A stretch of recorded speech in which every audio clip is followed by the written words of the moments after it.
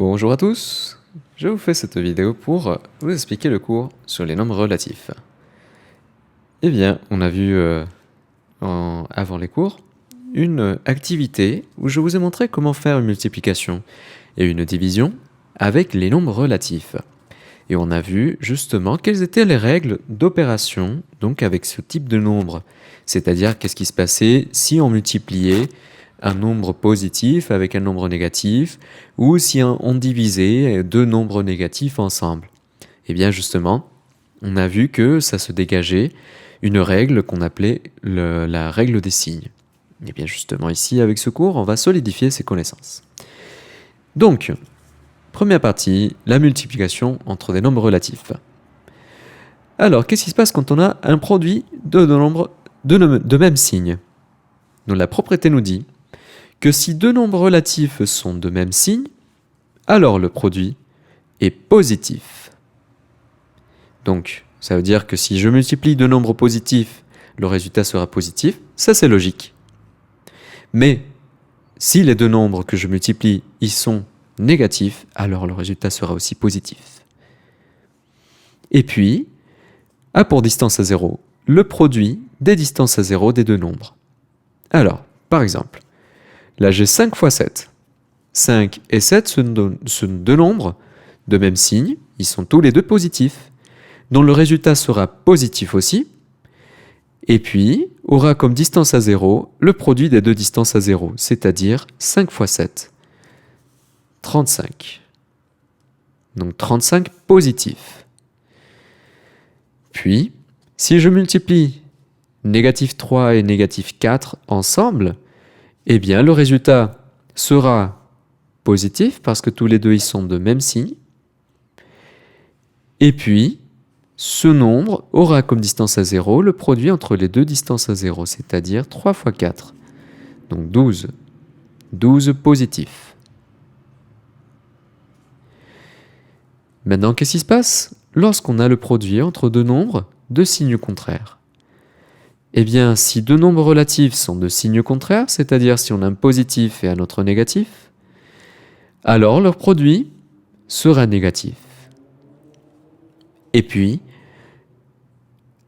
il aura pour distance à 0 le produit des distances à 0 des deux nombres. Regardons ici. J'ai 6 qui multiplie à moins 2. J'ai donc le produit entre deux nombres qui sont de signes contraires. Le résultat sera donc négatif. Et puis, ce nombre aura comme distance à 0 le produit des deux distances à 0, c'est-à-dire le produit de 6 par 2, c'est-à-dire 12. Donc le résultat de 6 multiplié par moins 2, ou du produit de 6 par moins 2, c'est moins 12, ou négatif 12. Et puis, si maintenant je fais moins 3 fois plus 8, donc j'ai encore deux nombres qui sont de signes contraires, un négatif et un positif. Donc le résultat sera négatif. Et puis, le résultat aura comme distance à 0 le produit entre les deux distances à 0. 3 fois 8, donc 24. Eh bien, ici, donc troisième partie, enchaînement de multiplication de nombres relatifs. Donc là, c'était bien beau, on avait juste multiplication entre deux nombres. Donc maintenant, qu'est-ce qui se passe lorsque j'ai plusieurs nombres relatifs qui se multiplient entre eux? Donc la propriété me dit que dans un produit de plusieurs nombres relatifs différents de 0, c'est-à-dire qui ne soient pas égal à 0, si le nombre de facteurs négatifs est pair, alors le produit est positif. Et puis, si le nombre de facteurs négatifs est impair, alors le produit est négatif. On avait aussi vu ça lors de notre activité d'introduction. Nous regardons ici. Donc j'ai A qui est égal à moins 2 fois plus 3 fois moins 1 fois plus 6. Regardez, ici j'ai mis en une autre couleur les deux négatifs. Et bien justement, j'ai combien de nombres négatifs dans cet enchaînement d'opérations de multiplication? J'en ai deux facteurs négatifs. et 2 est un nombre pair. Donc, le résultat sera positif, c'est-à-dire 2 fois 3, c'est 6, fois 1, c'est 6, fois 6, 36. Et le résultat, c'est positif, donc 36 positif. Mais regarde maintenant ici, sur B. J'ai moins 2 fois moins 3 fois moins 1 fois plus 6. Regardez maintenant, j'ai 3 facteurs négatifs. Et donc, 3 est un nombre impair, le produit sera négatif. Donc, 2 fois 3, c'est 6, fois 1, c'est 6, fois 6, c'est 36. Mais vu que j'ai 3 facteurs négatifs, le résultat sera négatif. Donc, négatif 36. On continue. Maintenant, avec les propriétés de la multiplication. Donc ça, je vous rappelle, quand on a un enchaînement d'opérations, de que des multiplications, eh bien, je peux faire l'opération dans l'ordre que je veux. On dit que la multiplication est commutative. Par exemple, si on veut faire 2 fois 3, ça serait la même chose que faire 3 fois 2, car le résultat est même 6. Donc justement, je vais pouvoir arranger mes facteurs de telle sorte à ce que mon calcul soit stratégique, ou plutôt un calcul astucieux. Donc regardons ici. Pour calculer le produit de plusieurs nombres relatifs, on peut changer l'ordre des facteurs et effectuer les multiplications dans n'importe quel ordre. Justement, comme je vous ai dit, la multiplication est une opération, comme on dit, commutative. C'est-à-dire que je peux faire les opérations dans l'ordre que je veux, sans changer le résultat. Eh bien justement, je vous montre ici dans cet exemple, moins 6 fois moins 5, donc j'ai deux nombres de même signe, le résultat sera positif, et aura comme distance à 0, donc le produit de deux distances à 0, 6 fois 5, 30. Donc c'est positif 30. Et qu'est-ce qui se passe lorsque je fais à l'envers, c'est-à-dire 5 fois 6 Pardon, moins 5 fois moins 6. Eh bien la même chose, puisque j'ai deux nombres négatifs, deux nombres de même signe, 2 est un nombre pair, donc le résultat sera positif, et puis aura comme distance à 0 le produit entre les deux distances à 0, c'est-à-dire 5 fois 6, 30. Continuons ici. Donc, le produit d'un nombre relatif par 0 est égal à 0. Ça ne change pas. Tout nombre multiplié par 0, c'est égal à 0. Et ça ne change pas avec les nombres relatifs. Donc, si je fais moins 52 multiplié par 0, je vais obtenir 0. Comme pour tout nombre. Et puis, le produit d'un nombre relatif par moins 1 est égal à son opposé. Par exemple, ici je fais moins 1 fois moins 2.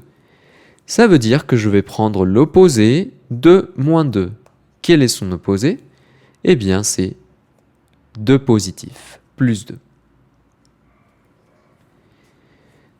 On finit ici la partie sur la multiplication. Passons maintenant à la partie de la division. Vous allez voir, c'est exactement la même règle. Eh bien justement, le quotient de deux nombres de même signe, eh bien, aura un signe positif, et puis aura pour distance à 0 le quotient des distances à 0 des deux nombres.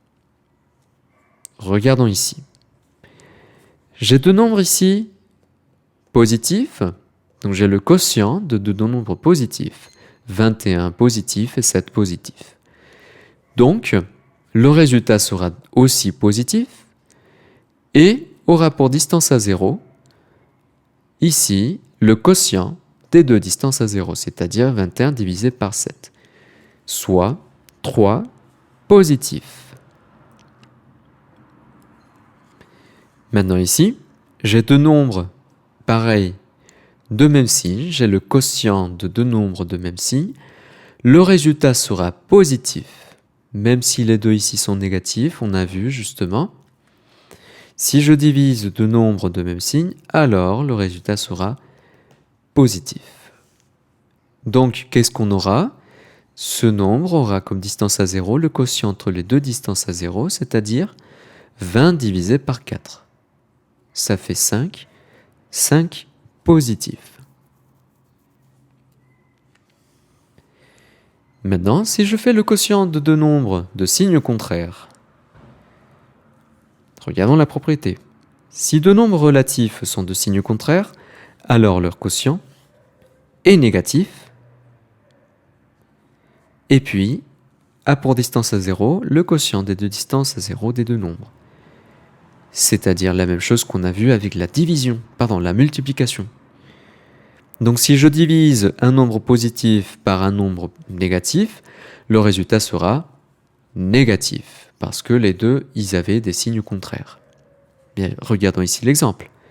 J'ai 55 divisé par négatif 5. Donc j'ai deux nombres ici de signes contraires. J'ai un positif et un négatif ici. Donc le quotient entre ces deux nombres sera de signe négatif. Et puis, donc ce nombre aura comme distance à 0 le quotient entre ces deux distances à 0, donc 55 divisé par 5, soit 11. Donc le résultat sera négatif 11.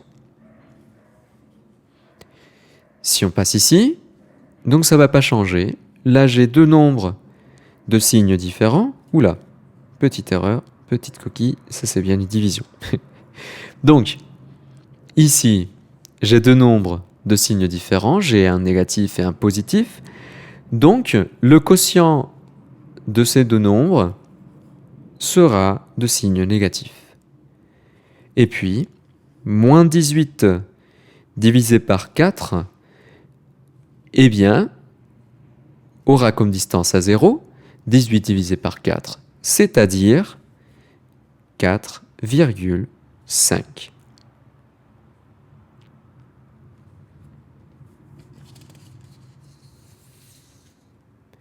Donc, comme synthèse, on aura la règle de signe. Donc la multiplication et la division avec les nombres relatifs suivent une même règle. Donc ici, justement, positif par positif nous va donner un nombre positif. Un nombre négatif par un nombre négatif donnera un nombre positif. Un nombre négatif par un nombre positif donnera un nombre négatif. Et puis un nombre positif par un nombre négatif donnera un nombre négatif. Je vous conseille ici de mettre des couleurs. Donc on va représenter le négatif par bleu et le positif par rouge. Donc pourquoi j'utilise ce code couleur? Parce que le bleu, c'est une couleur froide, ce sont les températures négatives. Et le rouge, ce sont donc des couleurs, c'est une couleur chaude, donc ce sont les températures positives. C'est pour cela. Donc ici, positif fois positif, on aura un résultat positif. Ici, on a positif. Si on multiplie de nombres négatifs, voilà, je fais tout ce qui doit être en rouge ici. Donc ça, ce qu'on est en train de faire, c'est ce qu'on appelle la règle de signe. La règle des signes. Donc ça, c'est très important de vous l'apprendre par cœur. C'est pour ça, ici, que je vous conseille de mettre les codes couleurs pour bien les appréhender. Maintenant, je passe au négatif, donc en couleur bleue. Je repasse tout ça en bleu, comme ceci.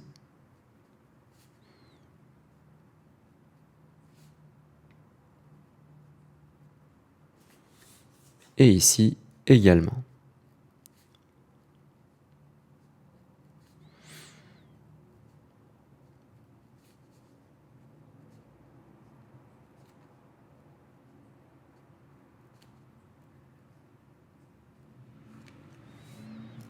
Voilà. Donc ici, on a fini cette partie. Je vous demande de vous entraîner sur les exercices.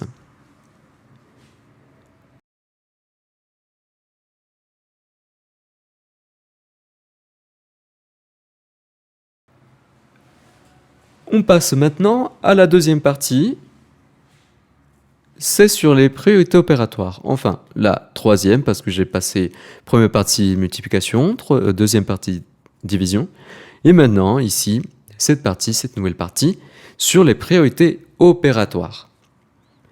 Donc, propriété. Lors d'un enchaînement de plusieurs opérations, on effectue d'abord les calculs entre parenthèses, puis les multiplications et divisions, puis les additions et les soustractions. Ça, c'est ce que vous avez appris donc lors des dernières années de collège, de primaire, et aussi lors des premières années de collège. Donc pour se rappeler, vous allez voir ici des schémas, mais avant ça, une petite remarque.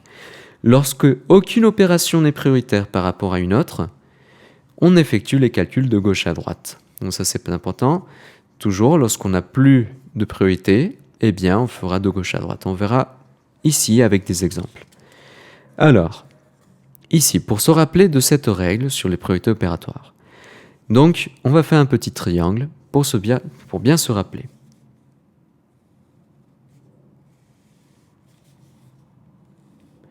Voilà, je fais un petit triangle et je vais faire 4 divisions. Alors, qui est le plus prioritaire? Eh bien, ce sont les crochets,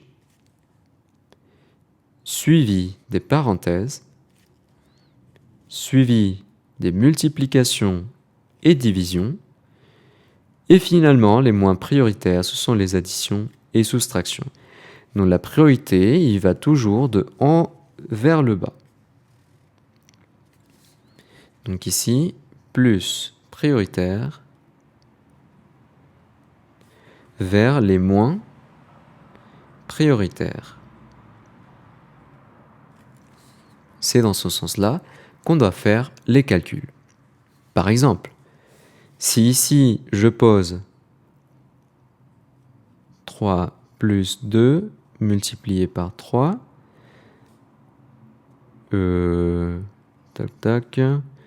plus 5 fois 2. Voilà. Donc, qu'est-ce que je dois faire d'abord? Je dois faire d'abord les calculs entre crochets. Et qu'est-ce que j'ai entre les crochets? J'ai des parenthèses et des multiplications. Donc, on répète les priorités opératoires. Qu'est-ce qu'il faut faire d'abord? Les parenthèses. Donc ici, à cette étape, je calcule tout ce qui est ici à l'intérieur des crochets et entre parenthèses, c'est-à-dire 3 plus 2. Donc 5.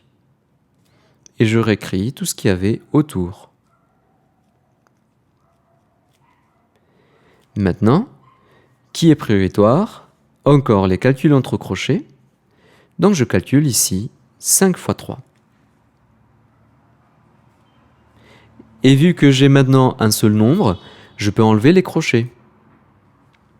Et je réécris tout ce qu'il y avait à droite. Donc ici, 15 plus 5 fois 2, qui est prioritaire? La priorité retombe sur la multiplication. Donc je dois faire 5 fois 2. Je maintiens le 15 tout seul. Et ici, 5 fois 2, ça fait 10. Donc maintenant, j'ai juste une dernière opération, c'était une somme, une addition. Et donc, je fais ici l'addition entre les deux, 15 plus 10, 25. Voilà, donc ça c'est un exemple sur les priorités opératoires.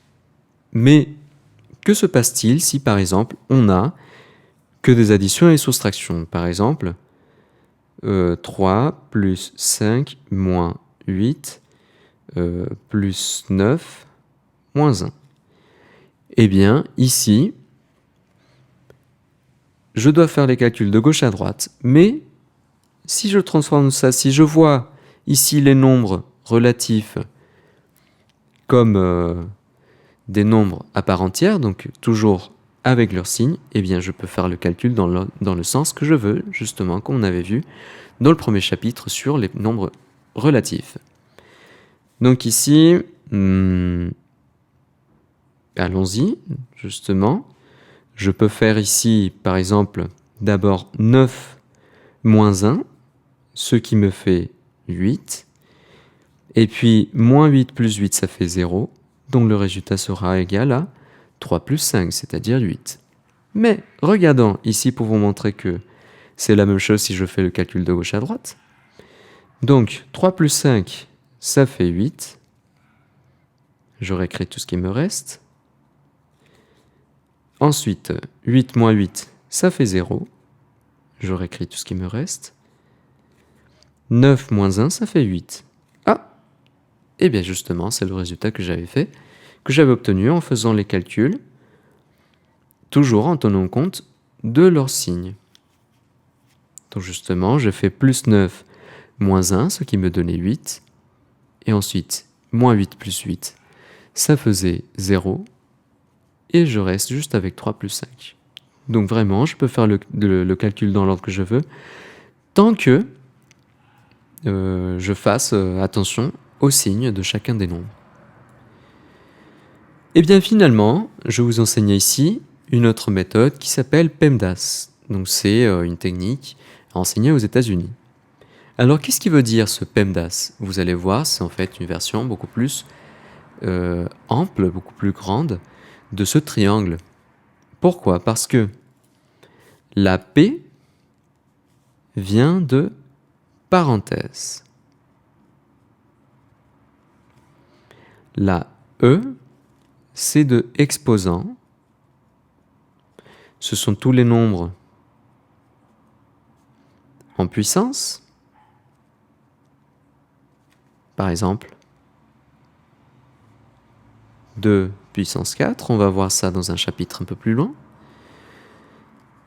Et puis, multiplication, ça c'est la M.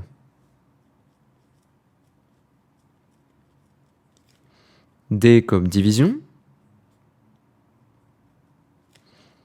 A comme addition. Et S comme soustraction. Donc pareil, ça nous dit qui a plus de priorité. Mais ce que je n'aime pas de cette méthode, c'est que ici, visiblement, on ne voit pas que multiplication et division sont sur un même étage, ou que addition et soustraction sont sur un même étage. Mais ce qui est intéressant, c'est qu'ici, on a inclus les exposants. Et puis, c'est très simple à s'apprendre ici ce petit mot PEMDAS. Je vous demande maintenant de vous entraîner, donc ici avec les exercices du cahier d'exercices. Je vous souhaite à tous un très bon travail et à la prochaine.